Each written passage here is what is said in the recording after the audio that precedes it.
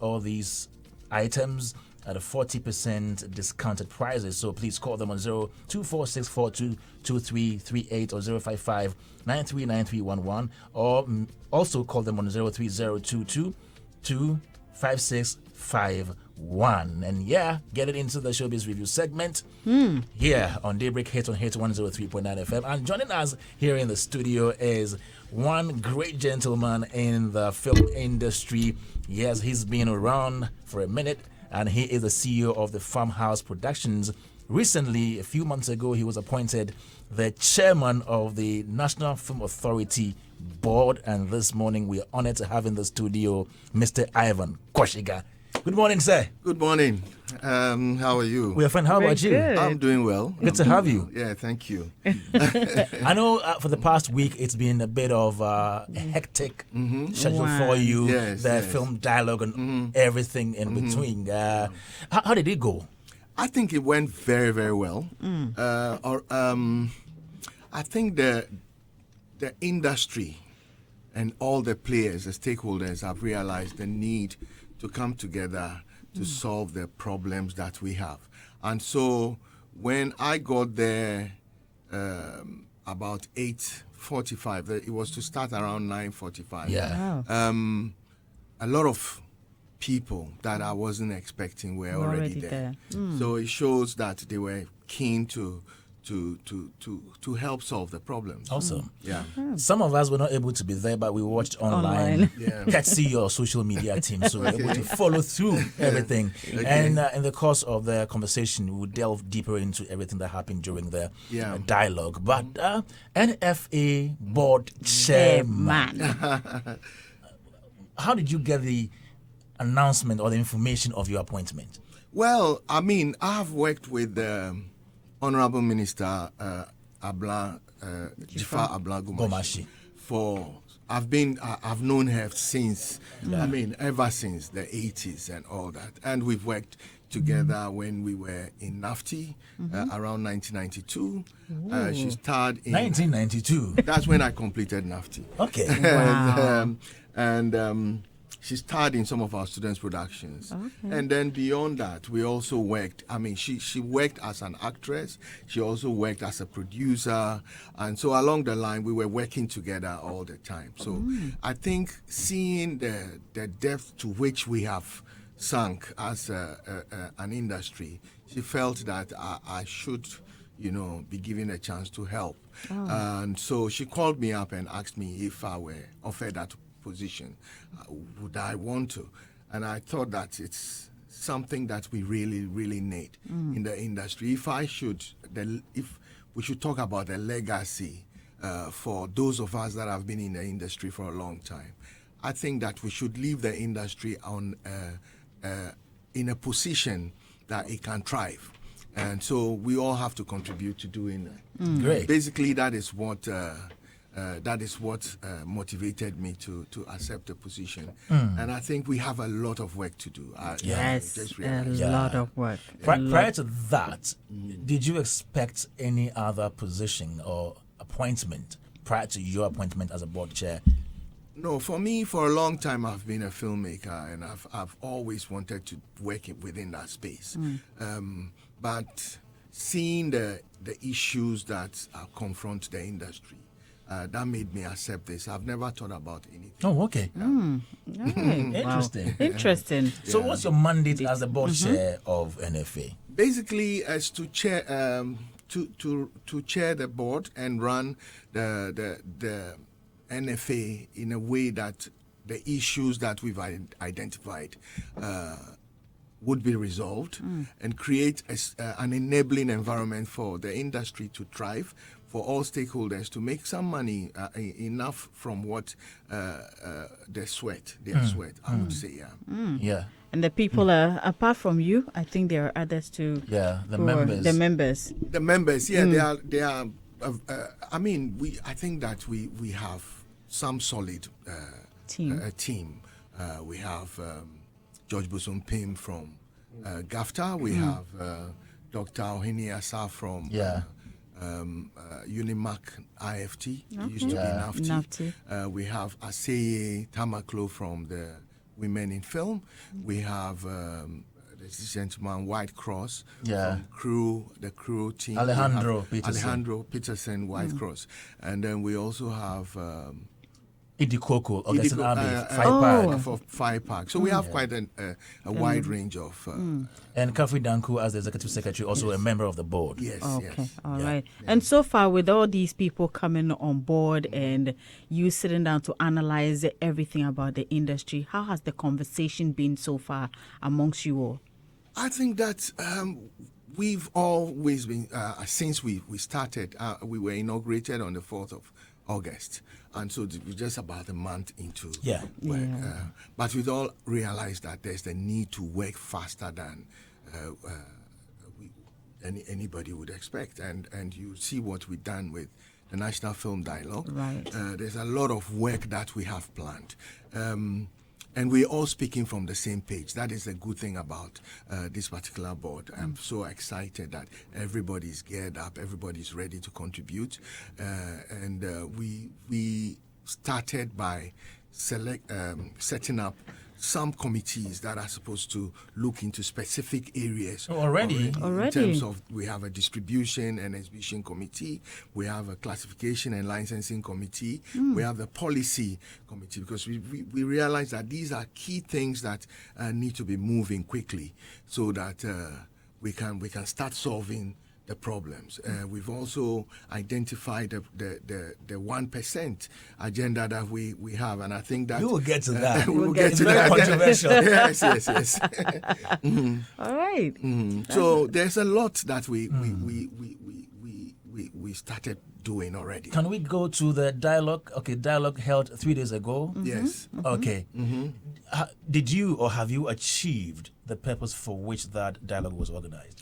Yes, the dialogue is supposed to be an avenue for stakeholders to come together and engage, frankly, on the issues that are confronting us, and also for them to let us know some of the solutions that they would prefer for the problems. And so we think that we've actually achieved the objective, because even the participation alone was very, very impressive. The engagement, at a point we had to go for lunch, and then they asked them to choose between lunch and continuing, and they said they wanted to continue. Yeah, I heard that. And so that it shows the passion with which people. But you people came. are not fair to those of us online watching. You went for lunch and you were just like that. We should have sent some, yeah? Sent us some momo for lunch.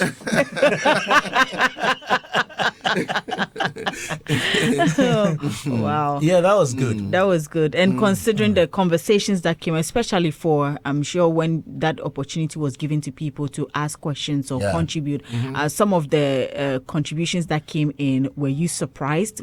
Were you expecting them? If you worked in the industry for this long that I have been, you shouldn't be surprised, because we all know what the problems are. The problem is that we've always been looking at the problem from one perspective.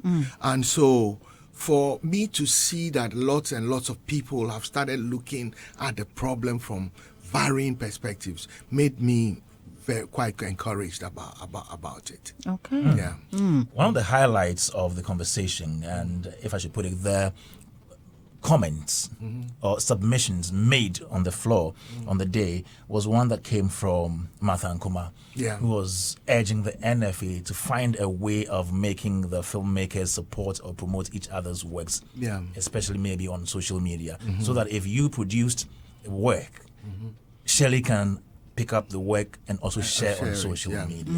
What do you make of that submission? I think we need that, a lot of that. We need to push each other. One of the stakeholders actually came to me and said we should push a hashtag, let's blow together. Let's blow together.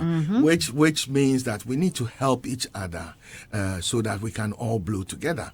And I thought that, we're all sort of speaking from the same page. Right. And it's very encouraging that everybody's talking about unity and also helping each other, pushing each other. There was talk about actors when they act in films, they need to be the vessels that can be used, or the channels that can be used by makers of these films to help promote their content, because they have huge followers, and in a situation where cost of publicity is really high, it becomes necessary for actors and everybody in the ecosystem to join hands to push the agenda.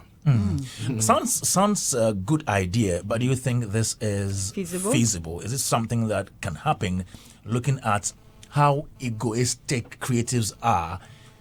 Do you think people are going to support other people's works out of their own volition? As a communicator and someone who's worked in the space of advertising and all that for a long time, we put something in front of them, and you said we were coming to talk about it, an agenda in front of them, the strategic focus in front of everybody, and they all buy into it. I believe that we would start getting over that issue of being self-centered, individualistic, so people would be looking at a bigger picture and try to contribute to it, because we are in a boat that is more or less sinking, or it's not even moving forward, or we're trying to paddle but we are not moving, and so it is necessary for all of us to paddle in the same direction so that we can get to the destination we want. There was also another one, I think, from Kofi Asamoah, and he spoke about partnering or talk to Netflix so that we can work together as a country and the institution. Yes, a lot of submissions came. What we've done is recorded all of them, and so they are being transcribed and put together for us to look at. Yes, Kofi Asamoah talked about collaborations. Collaboration is one of the things that has made Hollywood and other film destinations big. So we have to, for us to be able to, and film is capital intensive, and so when you collaborate, what it does is that it lessens the burden on each of the players. Right. So you are able to pull your resources together and build and make the film. And if you create, you are able to do that, and you can transparently share revenue and all that. Then it encourages other people to also get into that. Awesome. We need to start doing collaborative work. If you watch Hollywood films, and as the film is about starting, and you care to look at the opening titles and credits, you would see that there are a number of production houses that are 2, 3 or four, that are partnering. It's because it's expensive. You can't quite find capital to produce that particular film. So you need to pull your resources together to achieve that. So it's a good call from Kofi Asamoah. And I think a couple of others, even Martha also touched on that. Yeah. Okay. And another one. Lewin said that the mode or medium of communication, which is English, is a problem for some of them. Is it a concern to you? Well, when he spoke in Twi, I did not understand, because I don't speak Twi. Wow. I'm an Ewe. I try to understand. And I doubt if I spoke ever, he would even try to understand. Do you understand? So it's a big conversation, this thing. But what I know is that the NFA, we did not prevent anybody from speaking their local language. Exactly. Anybody that wanted to speak their local language was allowed to speak. And you see, sometimes some of these comments take us away from the objective. True. So we tend to, it becomes the news. And if I'm on a platform that you're also on, if you read through the conversation yesterday, you realize that everybody was talking about, the language and all that. Why it is rather important for us to talk about the issues that we raised. How can we move from where we are, the language that we communicated in? Do you understand? So for me, I don't think that is as important as they are trying to make it. because we did not prevent anybody from speaking their local language. We had people from Tamale. They selected their president, and he came with a written speech and read it in English. Mickey Osebeko, he spoke a mix of English and Twi, and we all understood it. And so it's important for them to know that the NFA did not prescribe only English as the medium of communication. Yeah. And you did you give an amazing presentation. Which is the plan that you have. Can you take us through that? Well, we've always been talking about the problems facing the industry. And most of the times when we get to these dialogue sessions, what we do is to focus on the problem and not the solutions. So I felt that it was important to look at how to provide some solutions and direction for us to start focusing on and looking at. I felt that from my research, listening, keeping my ear on the ground, most films that are produced locally hardly have audiences up to 10,000 people. And if you have cinema, we have just about 2 key cinema houses in Accra, the Silverbeds in Accra, in fact 3 West Hills, and Snap that we also use, which is the AMA place. So there hasn't been any spaces for us to really extend the legs of our films. And the same thing is in Kumasi. I think it's just about one location, and then also in Tamale about the same. So it means that we have little opportunities to get our films out to the people. And it's important that, and because of that, when you make your film and you cannot have more than 300,000 people watching the film, you tend to lose, because it is if you are able to get that number, just about 1% of the population, that you can say you are breaking even and even making a little on your film. And I felt that we need to drive an agenda that will push people to go into the cinemas to watch, not only the cinema physical spaces, but also online. If we can create that, so that we have at least each film can have about 1%. I'm not saying film at least. I said at least, so it can go we had higher. The 1%, we said this is uninspiring. I said 1%. It's uninspiring. But if you are jumping from less than 10% and you want to go to 350,000, that is a lot of work to do. It is not easy in a situation where you do not have spaces, in a situation where it is difficult to get onto these known platforms like the Netflix and the Amazon Prime and all that. It's very difficult to move from a 10,000 or less than 10,000 to 350,000. And 350,000 is the 1% of our Ghanaian population. Please permit me to ask this. So, was this research scientifically based? No, it is based on my observations. And it is something that we're throwing out there, knowing that, you can interview all the filmmakers that have produced films that have shown their content on in the cinema houses. And if you can do your numbers, you would understand that what I am saying is true. Okay, so at least 1%. Yes. So it could be more. It can be but more. You are targeting but 1%. I'm saying that, when we had the video boom in Ghana, I was around. I saw what happened. We did not start with funding. A lot of people talk about we need funding to make films and things. But when you go to investors, they will ask you, so what are the numbers? Where is the data?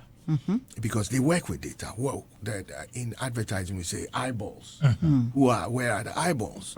People that are coming to watch the content.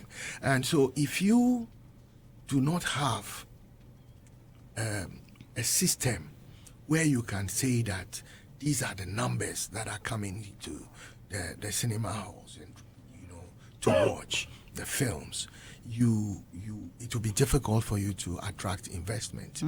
And so we felt that the first thing we have to do is to drive people into cinema halls, get the love for Ghanaian films back. It's because when the video boom happened, I don't think we had a film fund anywhere. I don't remember that. But people found investors because they were sure that when the films were made, they would travel through Ghana Films, they would travel through so many places, cinema. We had video centers dotted in every corner of this country. And people were trooping in to watch, and filmmakers were making money. And because they were able to make some return on investment, they were able to source and get funding for their films. So a lot of films were being produced. So we felt that it is important to tackle the issue of people going in to watch films, drive people in, make it like a national duty to watch a Ghanaian film. Right. That if you buy one ticket, it could be equal to one job. do you understand? And you say you're looking forward to having 350,000 Ghanaians watch 10 good movies every year. Yes, at least. At least 10 good movies. Yes. Good movies. For a start? For a start. We are coming. We've set up these committees, the distribution and exhibition committee. It's one of their main objectives, or the task that we've given them, is for them to find spaces that we can use to show films. Okay. The National Film Authority has the Ghana Cinema Week. We also have the Ghana Film Month. And so these are vehicles that we can use to roll out some of the existing films. When we were, I was in secondary school, that was where I saw Genesis chapter X in my school, because it was brought there for us to see. It. And so we need to bring back those things. If somebody suggested at the forum that the dialogue that for the secondary schools, maybe we should find a way for them to watch some of these films for free, so that they will build an interest, because they are coming out into tertiary institutions, and they would then have some money that they can pay. These are things that we want to discuss with within the ecosystem and see if it's possible, because we need to find a way for people to start loving or wanting to watch our Ghanaian content, and also to understand that the film industry is capable of providing job opportunities for a whole lot of people. And young people are very enthusiastic about getting into the industry. And so if you watch a Ghanaian film, you are providing jobs for people. You are growing the economy. And so it's important that we see it in that direction, rather than the fact that we just want to get people to go into the industry. You know, when he mentioned the school thing, I think when I was in secondary school back then too, I think on Saturdays sometimes instead of doing the usual entertainment, we had the chance to watch movies. Yes. Yeah, so you know it should be something that is educative, and it will all bring us back to our storylines, the kind of stories we are trying to portray out there, because you cannot just take a love move like to the school. It should be educative and all that. So I think bringing that back to will be a very good idea for the industry. And you also said that in year one, you're going to have the Ghana Cinema Week. You just mentioned that. Ghana Film Month, Ghana Cinema Africa Cinema Summit, digital film distribution platforms, mobile cinemas unit. We have film in schools program, monthly corporate sessions, regional cinema partnerships, audience loyalty program. And this is year one. Which year are you talking about? This year? Well, we were just inaugurated in August. Count the year from there. From there. The from time when we started, yeah. Okay, so you have timelines. So we have timelines for all this. And already, I think the Ghana Cinema week happens in December. Yes, it does. So there are lots of programs that the NFA already has. The only thing that is we're trying to do is that we are trying to focus the direction so that all these activities will be aligned to the focus, the strategic focus that we have, so that all the activities around these programs will be driven by this strategic focus, that we want to drive at least 1% of the population into the cinemas for them to watch. And if we do that, production values will go up. People will be remunerated properly, and the vibe, the talk around cinema or film would come up, and investors will start seeing the opportunity within that ecosystem and would start putting money into it. Which one is the cinema on wheels? These are mobile cinemas. And in fact, when I mentioned it, somebody came up to me and gave me his card. That is what they do. And so they will be happy to come on board the project. So it's like everybody was working in their own small locations, but with a focus, a strategic focus of driving people to cinemas. And then we set the numbers. You said it's low, but it has to be achieved. Do you understand? And we have to put something that we can achieve. And if we do that, so all of them are looking at how they can fix themselves into this agenda. So when he came to me, he said, yes, I want to be part of it, and I want you guys to call us so that we can map out. So quickly, I introduced him to the chairman of the Distribution and Exhibition Committee. That this is someone we have to have on our list, on our radar. So I'm just imagining in my mind's eye how the cinema on wheels will be like. So it will be on cars. No, what they do is they have some inflatable screens that they put, and they move like it's in a park. They will select. So they'll go somewhere. Select the place and do. Normally, what they do is they will go around the town with their bullhorn, make the announcements. Yes. Yeah, we have. Mr. George Bosumpim himself. He is the chairman of the policy committee. Right. He's my boss. Good morning, sir. Okay. Right. That's nice. That's nice. Okay. So a lot of people are coming in. Oh, this thing you want to do. This is how we can fix ourselves into it. And so I'm very excited. Lovely. About it. Mr. Quashigah, for me, I've always said something. I mean, when it comes to Ghana, I try not to only see things from only here in Accra. I mean, how are you going to do that, project that to other parts of the country? Because mind you, it's like it has to go that way. It doesn't have to be just in Accra. So what we've done is that during the dialogue, we made sure that there was representation from all across Ghana. We had people from the north.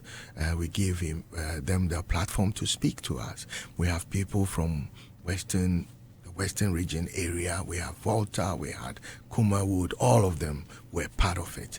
The thing is that we are pulling together all these people that are in the ecosystem from all these areas, because if you want to reach out to the north, you can't just go there and do it all by yourself. You need to tap into what is available over there, and the people there are the first point of call. So what we were doing with the dialogue is for them to see our strategic focus, what we want to do, the vision that we have for the film industry, and for them to discuss it and buy into it. So now they are all going back to their regions. But then we have established connection with them, and we are going to use that connection to push the agenda that we have. Okay, and then when it comes to let's say the organizations, associations like the Actors Guild, the Film Producers Association of Ghana, the Film Club, there are quite a number of associations, and some of them there seem to be challenges, especially with the Actors Guild for some time now. Yeah. We don't know what is. I know they are in court, but we don't know. How are you going to manage all these institutions? Because definitely they all need to be a part of it. Is it going to be a thing that you're going to speak to them, bring them together? How are you going to manage all of them? There's been a lot of suggestions in that direction, and so we would be having post-mortem of the dialogue for us to understand what we have received from our stakeholders. And so the Actors Guild issue is one of them. There was also a lot of talk about guilds being not working well, and so that is something that we are also going to be discussing. For us, we will be very happy if all these guilds and associations are structured properly and can contribute to the vision that we have. So we will make sure, we will try as much as possible to have some engagement with them and see how we can resolve some of the problems. All right. And the National Film Awards. Yeah. What was the inspiration behind this one? Well, it's important that we have an awards program as part of our agenda to push interest in Ghanaian films. Now, awards shows provide recognition for films and players in the industry. If we are able to put that together, when you have that, it throws the light on the winners as well as the whole industry. And so it is important that we have something like that. There are a couple of them that are there, but we need to have that National Film Award. So this will be organized by NFA? Or would you we have outsourced to somebody to organize? That is a discussion with them. Oh, there are business people all around the place. So, I mean. Robert is here. The house is in the mix. Yes. In the mix, they can even take it up and do it for you. Yeah, but it's important that we have something like that. Okay. Because at least leading up to it, there's going to be a lot of conversations about which films are in the running to win. And then also post the event there. So if you have the event on a particular day, you are possibly going to have conversations around it for a couple of months. That will bring film on top of mind of people and would make people recognize the fact that there are films that they have not seen that they must go out to see. That is the idea. Okay, Daybreak Hits on Hits 103.9 FM. We have in the studio Mr. Ivan Quashigah. He is board chairman of the National Film Authority. Also here with us is Mr. George Bosumpim, who is the PRO for the Ghana Film and Academy, Academy of Film and Television Arts, Ghana Academy of Film and Television Arts. Yes. GAFTA. He's here with us, and he is the in charge of policies, chairman for the policy. Yeah. Okay, he's joined us as well here. But Doreen, let's invite Edem and Robert. 2nd August and Robert maybe bring in the questions before we continue. Good morning, gentlemen. Good morning. All right, with Edem. Yeah. Mr. Thank you very much. And I mean, I'm really happy to see the inclusiveness of every stakeholder in the movie industry. The kind of energy they all want to, with which they all want to see the movie industry succeed. And I think that we need to quicken the pace. Like you said, it's one of the reasons that you thought it was necessary to take up this position.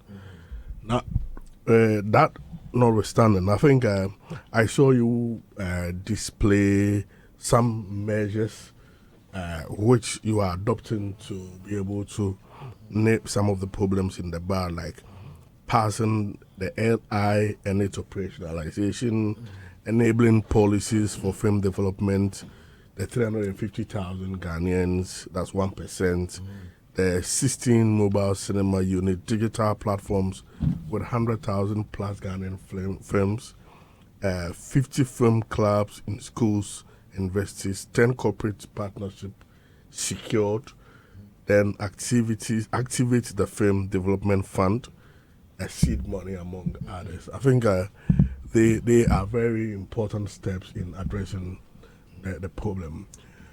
But I have a little worry about the research. I mean, when we ask about the 1%, whether it's scientific based, you made it you made us know that it is something you propounded. I want to suggest that it will be very crucial that professional research bodies like KPMG, among others, are, made part of this revival process, so that some of the, problems, because research helps us identify some issues, at times more revelations, and get us to the root causes of the problem, so that we do not attend to solving the problem from a certain direction where the root cause is somewhere. So I will be very happy to see some of these professional bodies drawn to you in your path to, turn things around, so that it can help you adequately solve the problem. Because especially with the 1%, benchmarking is very important, so that you get to know where you were and where you were going. So if you are benchmarking against scientific data, then at the end of the day, you can know that, okay, we've crossed this 1%. So that in the subsequent years, that can also be used to as benchmark. Then it makes things easy. So for me, that is my only, call, that we should ensure that research. When the Deputy Minister was speaking, he was calling on the academia to come in the area of research, because, in all other sectors which are doing well, from banking and finance to tourism, among other areas, research is very important. And recently, you've seen what research is doing in elections. So we need to ensure that on the creative side, we do, move on that tangent, so that we can address some of these challenges. It's right. What you are saying is spot on. And if you go to the innovative ideas, the page, that particular platform, we talked about audience data analytics. Apart from knowing the numbers that are trooping into the cinema halls and also watching online and all that, it is also very, very important that we know the stories that would resonate with our people. It is not only finding the numbers that are going to watch the films, but we need to start as creatives, do research to know the kind of stories that we have to be producing. That, sometimes people may not be going out to watch the films because we are thinking that the creatives, you just come up with your creative idea and then you put it out there, only to find out that that is not something that would resonate with our people. When I worked in advertising, what we do is that when we create concepts and all that, we pre-test.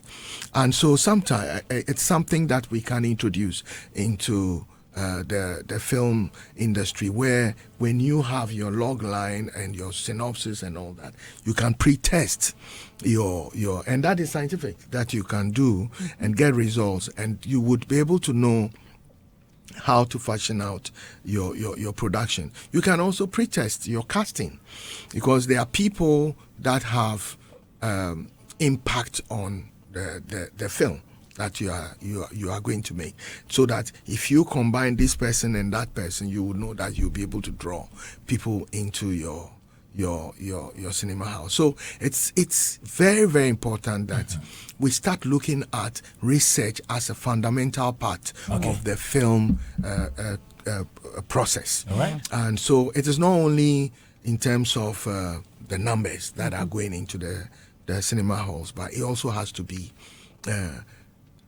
what they are expecting.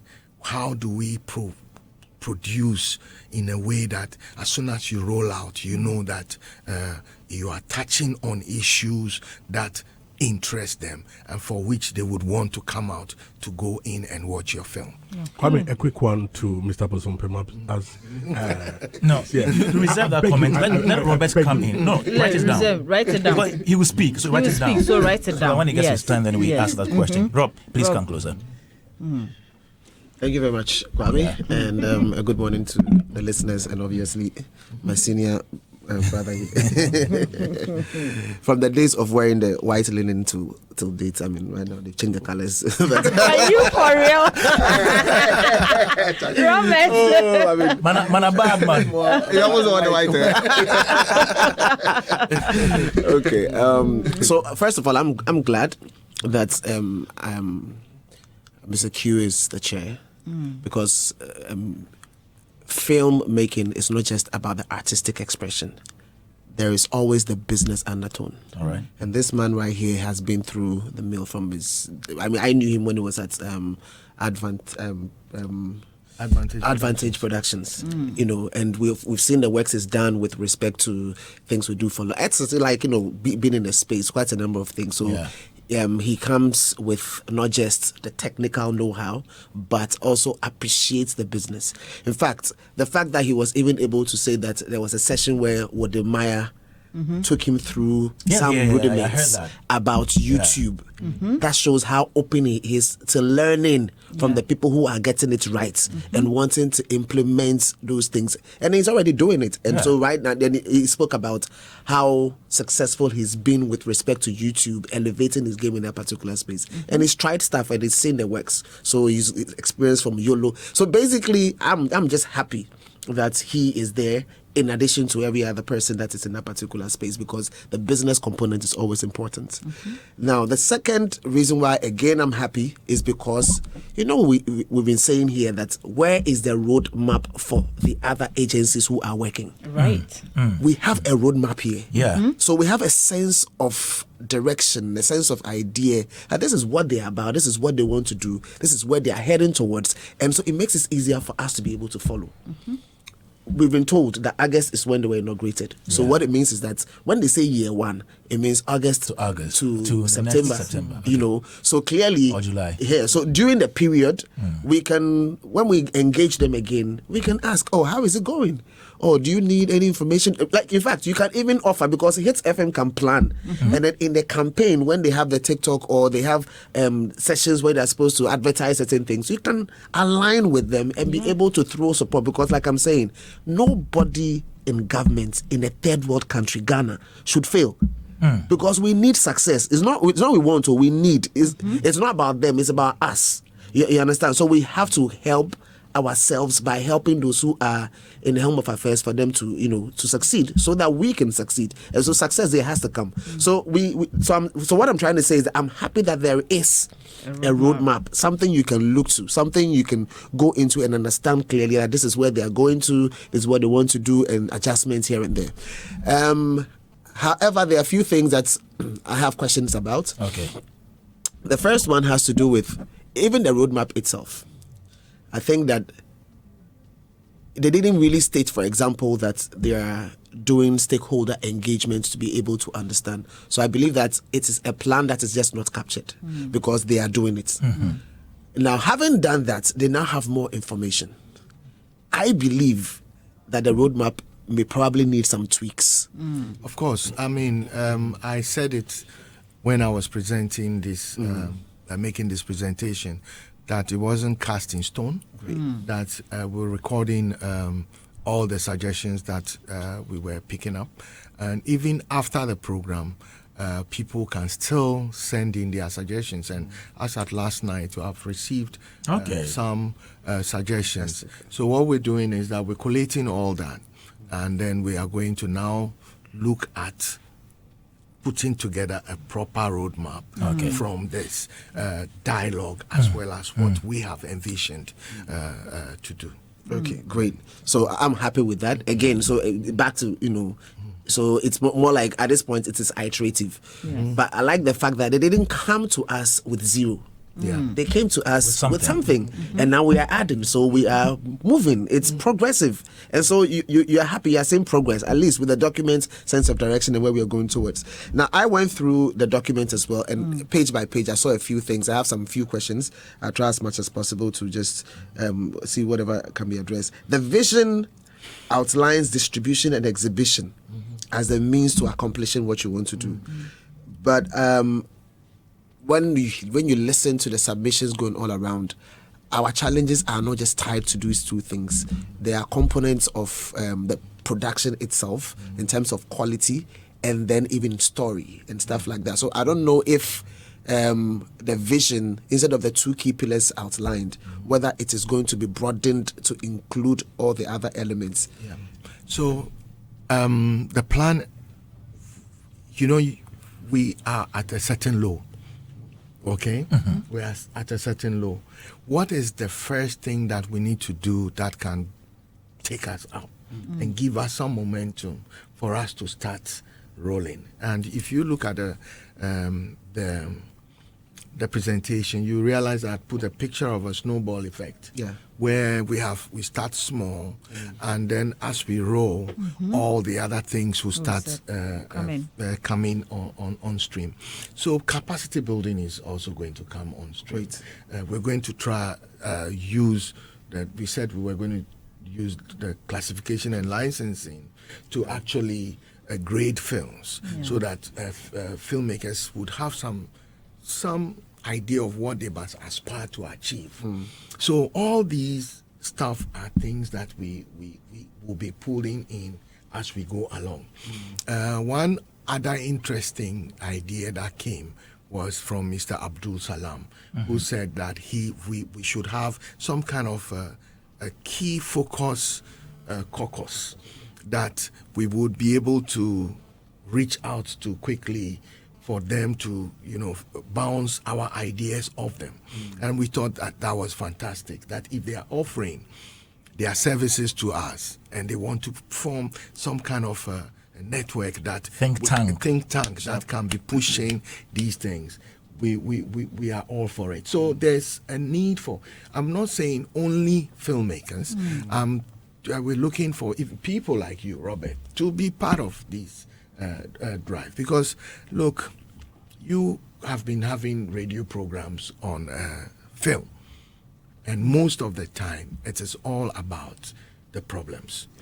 And you, as you said, you want the solutions. You want success stories to drive, and we want you as partners that we can, when films are made, you give platforms for us to be able to promote our work, and as we start, the small ball starts rolling and we're becoming bigger, we will have enough revenue that we can come in and pay for publicity and stuff like that. So basically, a lot of things are supposed to come in as part of the agenda we have. But we felt that distribution and exhibition is the core area we must tackle. Okay, for a long time, we've always been talking about the fact that funding is the problem of the film industry. Now, if money is given to a filmmaker, and he makes the film and then comes out and realizes that he cannot show it at many places, then whoever gave that money would be wondering what the hell is going on. But if we are able to expand funding and distribution and exhibition, what would happen is that it creates an environment for you when you make your film to make some money on a return on investment, and that would spur investors to say, okay, then we can see the numbers. Let's put some more money into it. And then you would have people, even somebody spoke about critics, that we need to create space for film critics to also watch the films and write about the films and all that. These are things that we picked from the dialogue and are going to be part of a finished plan that we would have. Okay. So let me quickly also ask this one. Your target that you have, the 1%. I mean, it is within a year. Yeah, we'll test it within a year and make sure that. So we get there. So it means that we don't have a target for the entire. Well, it's no longer 4 years. It's the entire 3-year period, so to say. Yeah. We don't have entire 3. We just have 1 year. So what we're doing, and then we build so up what from we're there. doing is that we've developed this plan that we should be able to drive this 1% population into the. At the moment, we do not have even the data that film. How many people are watching film consumption, but what we know distribution from the cinema houses that are operating, there are just about 4 or so cinema houses in this country that are operating. Now so there are a number of things we'll have to do to pull that. So once we achieve that, it gives us the opportunity to start expanding the scope. Okay. So that is what we'll. Okay, so it's not my last one, but let me just mention this last one for now. And it says, so in the innovative ideas, there are quite a number of things, and each one of them is worth having a conversation on. But there's one that says dubbing to Local languages, and you also mentioned dubbing to French. Yes. Now that means that you have interest in going into Francophone Africa. Yes. Francophone Africa, 29 countries, bigger than the Anglophone African countries. Yes. So which means that it just exposes you to covering the whole of Africa. Yes. That is sweet. Now we are here also complaining about Trinovela. And the fact that our TV stations have been dubbed for Tree. However, the content is there in there does not reflect our culture. If you have this goal, which is more or less what is happening to us in reverse, what is your take on the Trinovela conversation?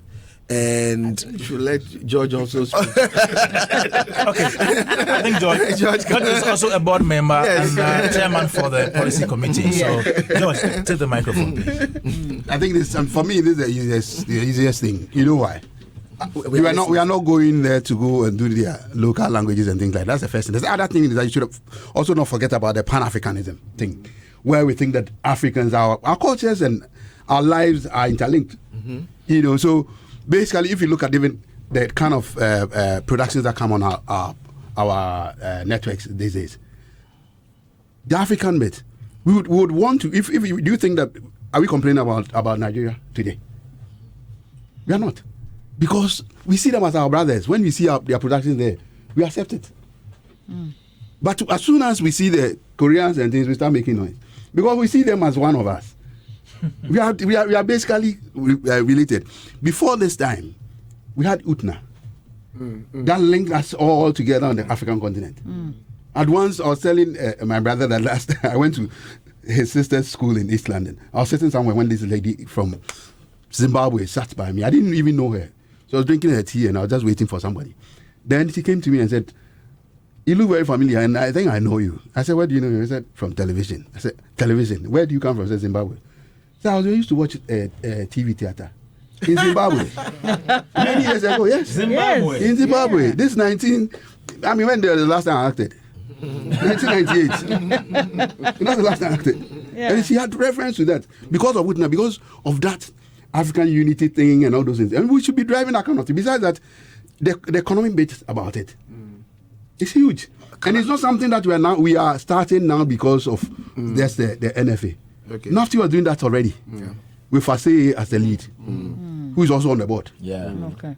You know, so it's something that we are. Canal Plus is coming, so. So that's cool. Yeah. I mean, we can place our films in there. The truth is, people are doing it. Why are we not doing it? Okay. So what it is for the Ghana situation, the 70-30% will be achieved when the LI is passed. Well, I mean, it's content thing. It's local content thing. We will push that. But you see, the other thing that you here also have to help us is to push for the broadcast bill, which has distinctly stated there. That's what I'm saying. The LI, no? Yes. No, isn't that the LI? What we can use to do is to cure some of those things based on classification. Okay. Do you understand? So if it's a tree novella, I don't have to tell you this is a secret. Classification can help us do that. That's what I'm trying to say. Okay. All right. Okay. Okay, Adam. Mr. Bosompim, Senior. as a PR for GAFTA, I was speaking to the NFA Executive Secretary, Madame Kafui Danko, on the sidelines, and she mentioned that GAFTA has donated 100,000 to the film fund. Yes. I want to ask. Sorry, this is radio. 100,000 Ghana cedis. Okay. Thank you. To the film fund. Yeah. I want to ask. I mean, something really had to tease your interest to be able to commit this to the fund. As GAFTA and movie industry, what do you want the fund to achieve for you? And what can, I mean, she mentioned that it's open for other support from, what can you tell the world in coming to the aid of the film fund? I think we needed to start from somewhere, and fortunately, I was part of the people who led the task team to bring about the NFA. Yeah. And so when we are looking at the laws and the formation of basically the construction of the LI, we realized that the film fund was also very important because of what he does. If you look at the law, it states basically certain things that you have to do before you can even get access to it, which include promoting Ghana, our culture, our food, our drink, all those things that you can think about, music and all that, our monuments, So we thought that we are basically seeing ourselves as a founding member of an NFA, because where did even this law emanate from? It's from our forebears, the Christenses, the Concerns, all those. They decided that we have to have these laws to create NFA. Yeah. So if we have gotten to this stage, why not help? So we use our means to get that kind of money. Not that we have 100,000 sitting in our account now to get that money because of some kind of collaboration that we did with a foreign producer, and they did a film on our main founder of GAFTA, Reverend Hesse. Okay. So there's a film that's going to come back to Ghana, but they shot it in Ghana. So when they shot it in Ghana, we said, look, if you are going to pay us, don't pay us. Give us that money. We'll go and donate to our NFA so that they can start the fund. Yeah. Almost. So I mean, and if everybody could, if all the associations, guilds and things could think in that manner, then let's populate it. Then when we populate that, then we can go there and say that, look, I'm doing this film that concerns Ghana, that is promoting our culture, promoting the country, it's educative and that kind of thing. So we can get access to that money. Everybody's complaining about funding. Yeah. But who should put the money there for you to take? Yeah. At a point I was attacking ASOC. I said, you are collecting monies. You are not even going out there to go and collect the ones that you have to collect, but government is giving you money on a silver platter. The money that you receive, do you put some aside to say that you use it to produce? Every time you are complaining, but you are producers. They are even the producers. But you are not putting some of the money there, and you expect somebody to come and invest in you. It doesn't work like that. So we have shown, people the way. They could also come and put in money. Besides that, there's seed money that government have to put in there. We have lost out in some time back because of the fact that we didn't have any seed money there. There were grants that we could have accessed, but there was no money there. They will ask you, where's your counterpart funded kind of thing? Where is the money from your government? Or where's money from your end to support what you have? What caused that delay? Well, it's basically structure, and because even as at now, we haven't actually formed that committee for the fund. Okay. But it has been opened because I think a year ago or something, Juliet did that and said that we could have some more, one city each kind of thing. But we thought we should go beyond that. So, this is just a new era. So, we'll see what we can do. All right. I think the board is here. When are we setting up those who take care of the fund, so that because that you don't have time. Right, we'll just come out of the dialogue. As I said, we are going to have a postmortem, and then also start putting all the suggestions and the ideas into action. So give us just a little time. It will happen, and in fact, we are not wasting time. That's what we've been saying, that we need to start moving and moving really fast. So expect you'll be hearing something from us very soon. But I hope you have an account and you have money in your account. Unlike the Creative Arts Agency. There's an account. That's where we even went to lodge this money. Okay. So in terms of distribution, one of the key areas we'll be focusing on is piracy as well. Yes, that's also mentioned in the plan that we shared. We fortunately for us, we had the Deputy Minister of Communication and Digital Innovation there, and so we spoke on the sidelines about the ministry spearheading our fight against piracy.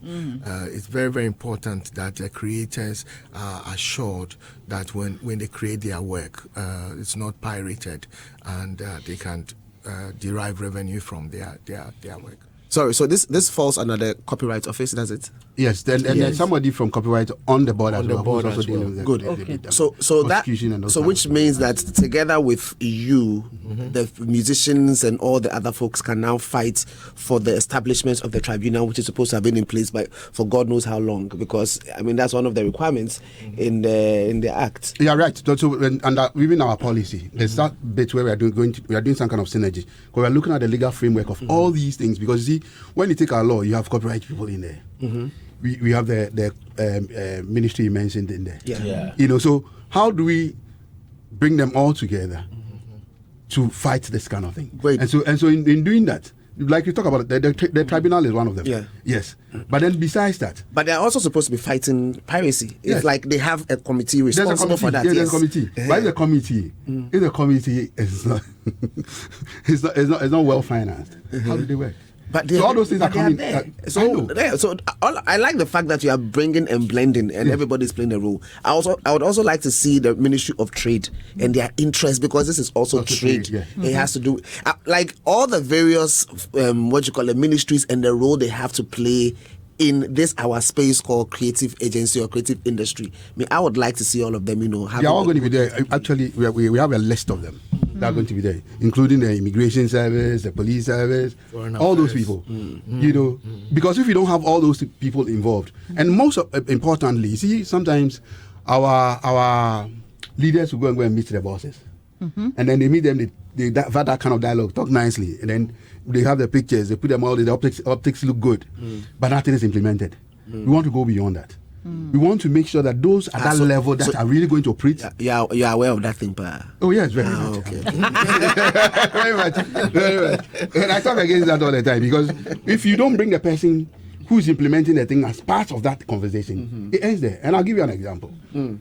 We've spoken to the immigration people. Now we have co-productions, so productions are coming in here. The boss knows about what we have spoken about. Those at the airport, they don't know anything.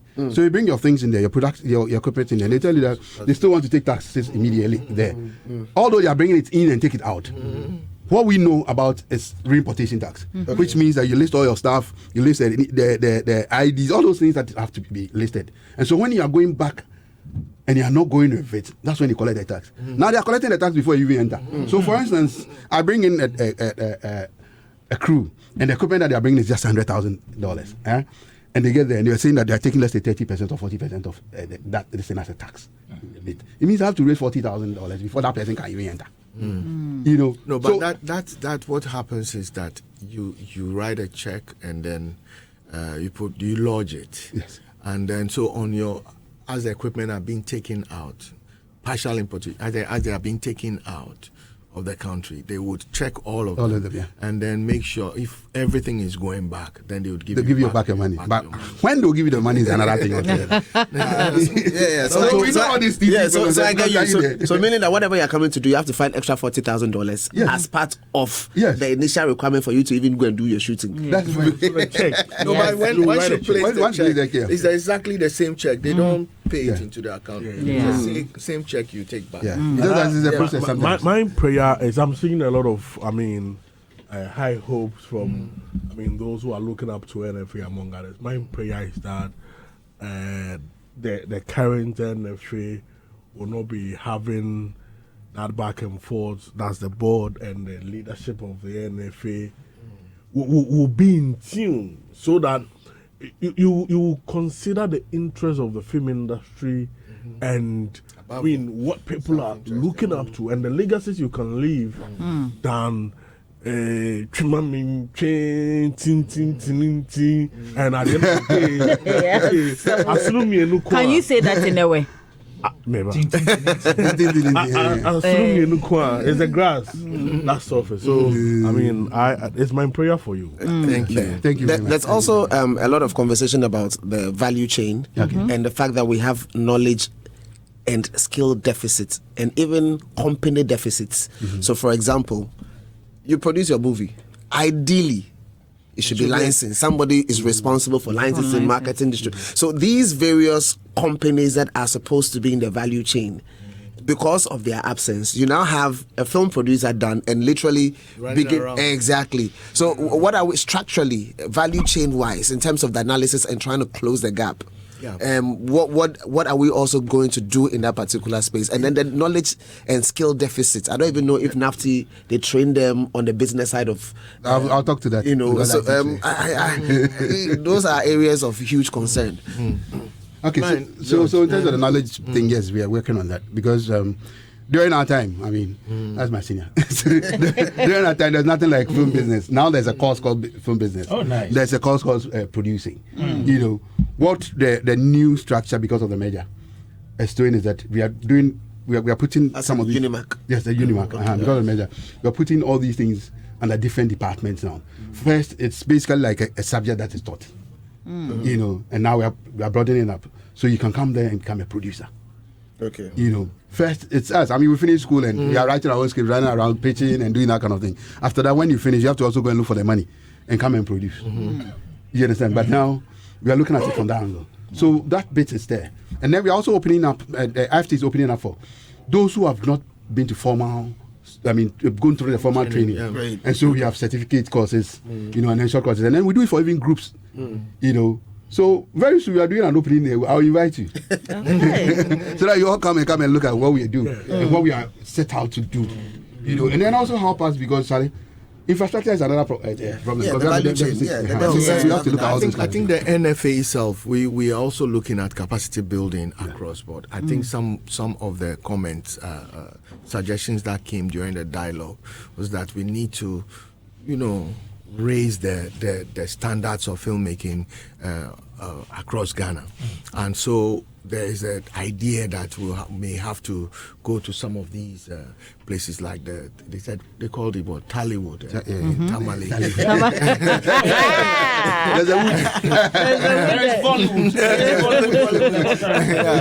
that we go to these places and organize some kind of crash courses in order to lift the quality of their films. Okay. Obviously, this conversation looks like we'll not finish now because I have quite tons of stuff. But let me just mention my last one, and then hopefully we can.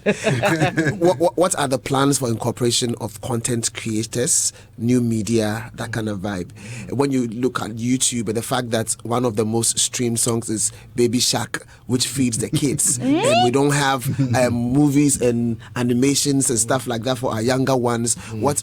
Are there things that are being done intentionally to be able to preserve our culture? We training our, all of these elements. So it would be nice to hear something about it. Well, in the past NFA team had space for game development and all that. And then during the dialogue, there was somebody who spoke about content. Who spoke about content economy and how we can create the avenue for content creators to make money on Facebook, TikTok, and all that. So these are things that have been suggested to us, and we've picked on, and we are going to run with and see how it flows into our strategic vision for the NFA for the first year and the years going. Okay. The animation that we spoke about. There was a speaker. Animation that we spoke about, yes. I mean, for the past, I think, 4 or so years, GAFTA have been very much interested in the animation association. GAFTA is an umbrella body. So, so the animation association, they really concentrated and pushed them. So if you look at Asantua, all those films that have been done recently, is it 28th February and all those kind of things. It's because of that. Okay. The idea is to get into the market and make sure that we are pushing this thing down there for the young ones to, watch, rather than the things that they are seeing these days. Because even some of the things, if you look at it, they do some subtle things that you see, these gay things and all those things, and make it look as if, it's good to be whatever. Anyway. All right. We have some messages here. A quick one, I beg you. A rep from Silverbird Cinemas was talking about the gap in the distribution. And he mentioned that we do not have license, as he was speaking, registered licensed distributors who would have gone for the production from the producers and taken around the country for them to make money. You want to achieve 1% of the population at least. How do you fix this problem? Well, I mean, this is what distribution companies that are specialized distribution companies. I think they are absent. We don't have any company like that in Ghana. Unlike in Nigeria, when they have these things, and this is one of the key things that we want to look at. We want to get people interested in this. I know of a few people who have mentioned to me that they are going into distribution, but as to how big their capacity, I don't have much on that. But we will be looking for them and try to support them as GAFTA did for the animators, so that they can also come up. Robert, all right. All right. Okay, Adam, I think, yes, please. We'll just do a few more messages and then we'll just quickly wrap up. Emil said that when is Yolo coming back? We beg. Emil, I'm here for NFL. Yeah, we beg. Emil, don't worry. That one, we'll bring that one to you later. So we beg you on that. And also, Nia Klama one says, do we still have Ghana movie industry? That's what we're discussing this morning, bro. Please, we still do. He goes on to say that what we have now is telenovela industry. And then Adriba says, great man in the seat right there. That's Mr. Ivan Quashigah. And we have everybody's here as well. He says, Edem did that one. You can deal with Edem on that one. I can see Edem pressing something. What is that? What is that? Normal default. Yes. Always press. DJ Dev says, yeah, it's very bad looking at whatever effort the government is ready to put into the industry dies off within a short time. Please, I would like to ask Mr. Quashigah, what measures are they going to put in order to protect what they are going to implement after they are out of office?